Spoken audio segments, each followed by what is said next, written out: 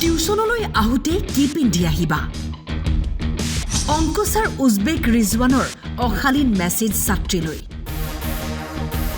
ছাত্ৰীক অকলশৰীয়াকৈ ক্লাছলৈ মাতি ধৰা পৰিল অংকুচাৰ ৰঙাঘৰৰ আলহী হ'ল এতিয়া গণিত ছাৰ উজবেক ৰিজৱান লতিফ ছাৰৰ বিৰুদ্ধে গুৰুতৰ অভিযোগ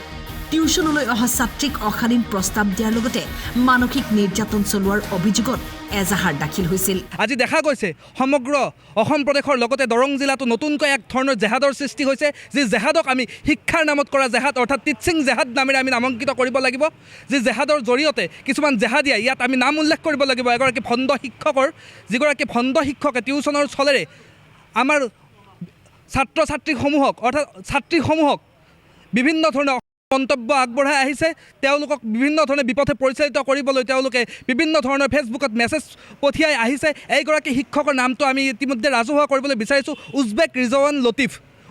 ৰিজৱান লতিফ নামৰ শিক্ষকগৰাকীৰ নেতৃত্বত আৰু এই শিক্ষকগৰাকীৰ দ্বাৰা এই ধৰণৰ এটা ভণ্ড মানসিকতাৰে এইগৰাকী শিক্ষকে গোটেই দৰং জিলাতে আগতো আমাৰ মাজত বিভিন্ন ধৰণৰ কমপ্লেইন আহি আছিলে কিন্তু বিভিন্ন ছাত্ৰীয়ে বিভিন্ন সময়ত হয়তো ভয় কৰে বা তেনেকুৱা ঘৰুৱা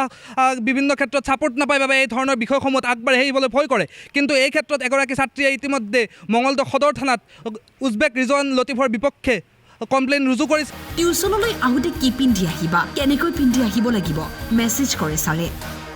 ছাত্ৰীগৰাকী শিক্ষকৰ এনে ব্যৱহাৰত অতিষ্ঠ হৈ অৱশেষত পিতৃ মাতৃক অৱগত কৰে লগে লগে পৰিয়ালৰ লোকে শিক্ষকগৰাকীৰ বিৰুদ্ধে মংগলদৈ থানাত এজাহাৰ দাখিল কৰে অৱশেষত কাৰাগাৰৰ আলহী হ'ল মংগলদৈৰ টিউচন ছাৰ এইটোতো বেয়া কামে কৰিছে ছাত্ৰীক বেয়া ইংগিত দিয়াটোতো ভাল কাম হ'ব নোৱাৰে মই কথাটো গম পালোঁ আজি ৰাতিপুৱা এটা পাইছোঁ বাতৰি যুগেও মই পাইছোঁ বাতৰি কাৰ্ড এটা পাইছোঁ পাই মই তাক ফোন কৰিছিলোঁ কিন্তু তাৰ ফোনটো ছুইচ অফ হৈ আছে একো গম পোৱা নাই তাৰপিছত আৰু আপোনালোকৰ পৰা এনেকৈ গম পাইছোঁ যে এনেকুৱা তেওঁ গ্ৰেপ্তাৰ হৈছে বুলি এইটো সম্পূৰ্ণ বেয়া কাম কৰিছে এইটো কোনো কাৰণতে ভাল কাম বুলি ক'ব নোৱাৰি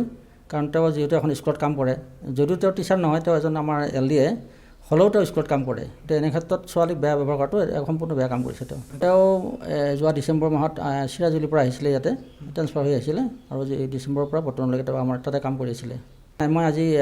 জনাম বুলি ভাবিছোঁ কাৰণ মই ইতিমধ্যে এইখিনি কথা গম পোৱাই নাছিলোঁ কাৰণ যিহেতু তেওঁ ছুইচ অফ হৈ আছে কথাখিনি জানিব পৰা নাই এতিয়া মই গম পালোঁ মই আজি ছাৰক জনাম আমাৰ আজি IS ছাৰক জনাম কথাখিনি এই ক্ষেত্ৰত মই কি ক'ম উচ্চতম মহলক মই জনাম এতিয়া আৰু যিহেতু তেওঁ এটা বেয়া কাম কৰিছে তেওঁ যি শাস্তি পাব লাগে তেওঁ সেই শাস্তিটো পাব লাগে মংগলদৈৰ পৰা কিশোৰ কলিতাৰ ৰিপৰ্ট টাইম 8